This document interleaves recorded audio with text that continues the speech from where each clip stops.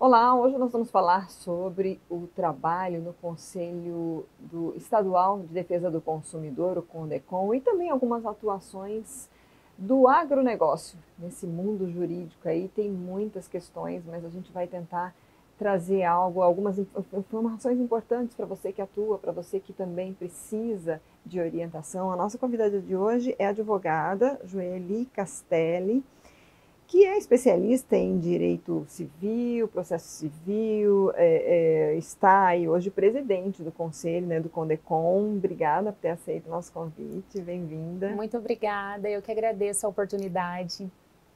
Bom, a gente também vai falar com ela sobre a candidatura. Ela é candidata a uma vaga no Tribunal Regional Eleitoral, única mulher. Mas assim, a gente tem bastante assuntos para tratar, então a gente vai iniciar falando do CONDECOM, que é um conselho que atua em prol da defesa do consumidor. Como é que foi esse trabalho? Que demandas vocês tiveram esse ano no conselho, doutora? Bom, o Conselho é um órgão de defesa, né, um órgão estadual. Um dos nossos principais papéis lá é fiscalizar o PROCON e também o dinheiro do fundo, né? O que seria esse fundo? São as multas aplicadas pelo PROCON, então vão para uma conta e lá a gente faz a elaboração do PTA, que é algo bem complicado de se entender, mas no final é todo o dinheiro que vai para a política pública em prol do consumidor. E durante esse ano foram muitos desafios, porque eu iniciei como vice-presidente e aí repentinamente eu precisei assumir a presidência e foi um ano desafiador. Nós recebemos muitas denúncias, muitas demandas diferentes, né, do comum. Por exemplo, nós recebemos denúncias graves com relação a funerárias, então é uma denúncia que envolve muitas pessoas do estado todo. E lá no CONDECOM nós estamos, né, nós somos um grupo de representatividade de várias instituições, né? Tem a Delegacia do Consumidor, a Defensoria Pública, eu represento a OAB, né? Tem uma representante da BPW, tem a representante do PROCON. Então, são várias entidades reunidas para criar política pública e fomentar, né, o desenvolvimento do direito do consumidor. Bom, quando chegam essas denúncias, né, no CONDECOM, quais são as primeiras atitudes que vocês têm que fazer enfim, buscar essas provas, essas comprovações? Qual é o trâmite, digamos? Então, nós levamos para a plenária. Nós temos uma reunião mensal e todos os meses nós deliberamos. Então, por exemplo, quando chega alguma denúncia, o colegiado todo decide, né? Nós discutimos o assunto e nós fazemos os encaminhamentos para os órgãos. Por exemplo, essa questão das funerárias, nós encaminhamos para o Ministério Público, o PROCON, Defensoria, a OAB. Então, a gente busca apoio e força para que essa luta seja, digamos assim, fortalecida, né? Então, a gente busca unir forças. E também a questão da informação, porque hoje a gente vê que o consumidor ele é muito carente de informação. Então, através do CONDECOM e através do fundo, nós buscamos políticas públicas e nós buscamos meios de levar a informação para que o consumidor seja o menos possível lesado e também a conscientização das empresas, né? Porque não adianta nós simplesmente defendermos o consumidor se nós não ajudarmos também as empresas a se regularizarem, a ficarem legalizadas, não para que elas sejam só punidas, mas para que se tenha mesmo um equilíbrio na relação de consumo. As multas que você citou, né? Elas são onde elas devem ser efetivamente aplicadas quando pagas? As multas elas são aplicadas pelo PROCON. Por exemplo, companhia de energia, né, que é uma das campeãs. Existe todo o processo do PROCON e quando não tem uma solução, o PROCON ele aplica essa multa. Aí depois de todo o prazo para recurso, tanto administrativo quanto judicial, vai para o fundo, né? E hoje o fundo possui um valor vultuoso. E esse valor que fica no fundo, ele precisa ser revertido em prol da coletividade, é isso? Isso. Que tipos de ações podem ser utilizadas, né, realizadas para se utilizar o montante, né, o recurso do fundo? Bom, são várias ações, né? Dentre elas informações, eventos, conscientização, e outras ações que sejam utilizadas, né, justamente para isso, para conscientização e para evitar que novos problemas ocorram. A gente está aí no final do ano, né, com um apelo comercial muito grande e aí o consumidor é o foco, né? Tem alguma orientação que, até como advogada, a senhora pode trazer para os consumidores nesse sentido, né? Que cuidados, né, ter? Porque acredito que, especialmente com as compras online, muita gente fica muito desinformada em relação aos seus direitos, né? Sim, o consumidor ele precisa ficar sempre atento, né, à publicidade para ver se realmente o que ele está comprando é o que foi oferecido, principalmente na internet. E quando se trata de compras pela internet, o consumidor ele precisa ter o cuidado, muito embora, né, existam correntes que falam que a empresa é responsável, mas, por exemplo, a questão do boleto falso. O consumidor ele precisa se precaver, verificar se ele está pagando realmente para aquela empresa de quem ele está adquirindo. Ele precisa tomar esses cuidados. Se o preço que está sendo ofertado naquela página é muito diferente do valor do produto, por exemplo, eu preciso comprar um celular de R$2.000, eu vejo uma oferta de R$500. Aí eu vou e compro. Tem que desconfiar, né? Tem que desconfiar, porque às vezes a gente vai para o Poder Judiciário, os juízes entendem que não é devido, né? Que realmente o consumidor deveria ter ficado atento pela dissonância de preço. Então, são esses os cuidados. É pesquisar a empresa que você vai comprar pela internet. O site Reclame Aqui, ele tem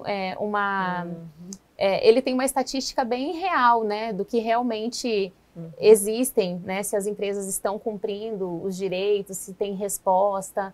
Então, são esses cuidados mínimos, é pesquisar a empresa, verificar para quem está sendo feito o pagamento.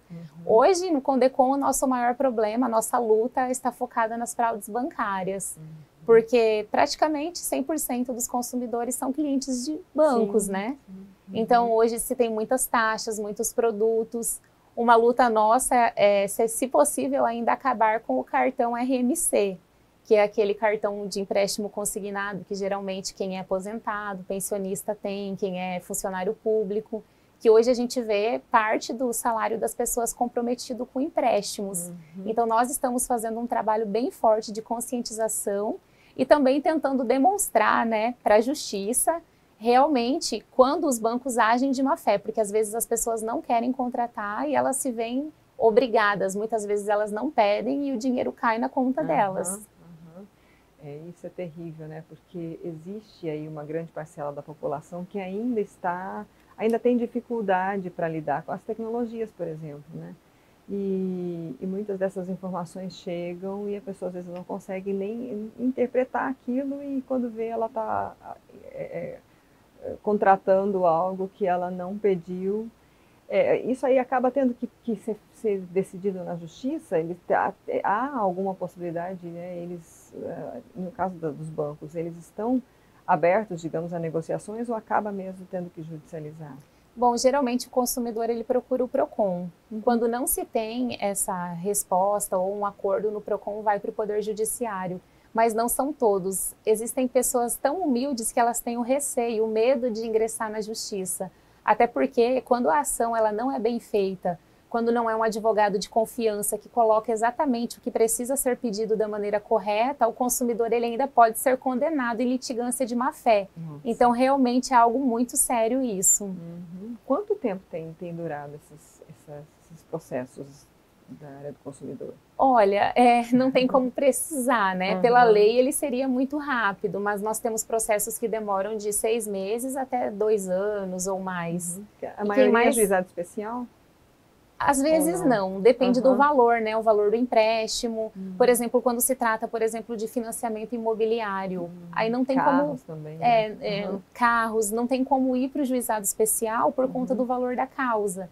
Então, acaba tendo que ir para a justiça comum, demora um pouco mais, tem a questão das custas, né? E o Condecon hoje, nós estamos bem focados na proteção da pessoa idosa, que é quem mais sofre com o uso da tecnologia, né? E muitas vezes eles sofrem a violência financeira por próprios familiares. Então, nós estamos bem empenhados na conscientização. Tivemos agora recentemente um encontro estadual que reuniu todos os PROCONs do estado todo, foi aqui em Cuiabá. Nos reunimos no Hotel Fazenda com diversas palestras, né, falando sobre fraudes bancárias e também incentivando que os municípios, através dos gestores dos PROCONs, eles coloquem para funcionar realmente o conselho, porque o conselho é algo que tem que andar lado a lado com o PROCON. principalmente no interior, porque às vezes o PROCON do interior, ele tem uma pessoa, tem uma equipe muito pequena, né? Não é igual aqui na capital que nós já temos uma estrutura. Então, é bem importante a participação do conselho. E lembrando que nós no conselho, nós somos todos voluntários, né? Então, nós trabalhamos por amor à causa mesmo. Sim. O conselho, o CONDECON é um conselho estadual. Os municípios também devem ter conselhos municipais, é isso? Isso. Os municípios, eles precisam, né? E através de uma lei. Tem os PROCONs também municipais e tem o PROCON estadual, né? Isso. Mas aí os PROCONs municipais, eles acabam sendo vinculados, né, ao PROCON estadual. Porém, cada município é independente, cada um tem a sua gestão e cada município, né, ele precisa ter o seu conselho, porque ajuda, fortalece, né? Um bom conselho sempre fortalece o PROCON e no final quem sai fortalecido é o consumidor. Quem quiser entrar em contato com o CONDECON, como fazer? Quem quiser entrar ou até para a criação dos conselhos municipais, de repente quem é gestor que está nos ouvindo aí no interior. Isso, pode entrar em contato, né, com o PROCON, eu vou deixar o e-mail e envia, né, essa provocação que nós enviamos sim uma pessoa do conselho. Agora recentemente eu fui a Diamantino, o PROCON lá ele está passando por uma fase de reestruturação, então nós demos posse aos novos conselheiros. Agora nós vamos lá para acompanhar a primeira reunião.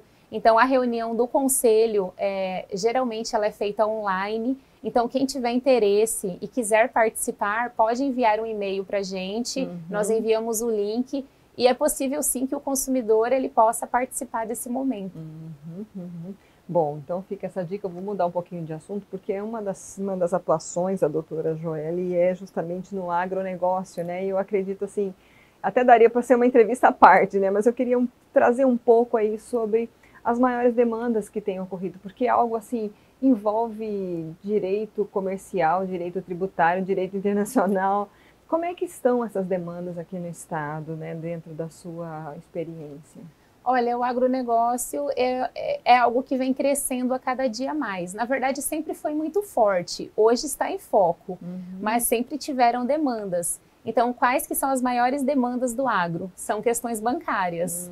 Então, envolve a relação de consumo também, né? Por exemplo, até hoje, nós ajuizamos ações do Plano Collor, que foram aqueles empréstimos que foram feitos lá em 1989, em 1990. Então, até hoje, por conta de uma ação, não se tem a prescrição. Então, desde então, os maiores problemas do produtor rural são envolvendo bancos. Agora, né, nós estamos numa fase que o clima, né, tem oscilado muito. Então, nós somos geralmente procurados para cuidar desses casos de alongamento de dívida, porque o produtor ele precisa ficar atento. Geralmente, o produtor ele confia muito no gerente do banco. Então, ele chega lá, não, olha, a gente vai alongar a sua dívida, vamos reparcelar, refinanciar, então ele já vai assinando. Não, não faça isso. Esse contrato ele precisa ser lido, precisa ser avaliado, né? Existem algumas proteções para o produtor rural, pelo Plano Safra, que sempre tem, né, novidades. Então, precisa ter esse ponto de atenção para que não seja feito algo que lhe prejudique depois, inclusive colocando a própria propriedade em garantia quando não é necessário. Então, basicamente, o campeão, né, são as questões bancárias. Hoje, no agronegócio, a minha atuação é muito extrajudicial, então a gente evita que os problemas ocorram, por exemplo, num contrato bem feito, tanto entre as partes, um arrendamento, um contrato de compra e venda ou uma assessoria nessa questão bancária, você evita problemas judiciais. Porque o judiciário acaba sendo lento, né? Acaba sendo demorado e nunca é bom para as duas partes. Então, é sempre bom você prever o risco. Nossa, eu vou deixar já aqui o convite para uma outra oportunidade, a gente detalhar um pouco mais, porque eu acredito que a gente, né, caberia, né?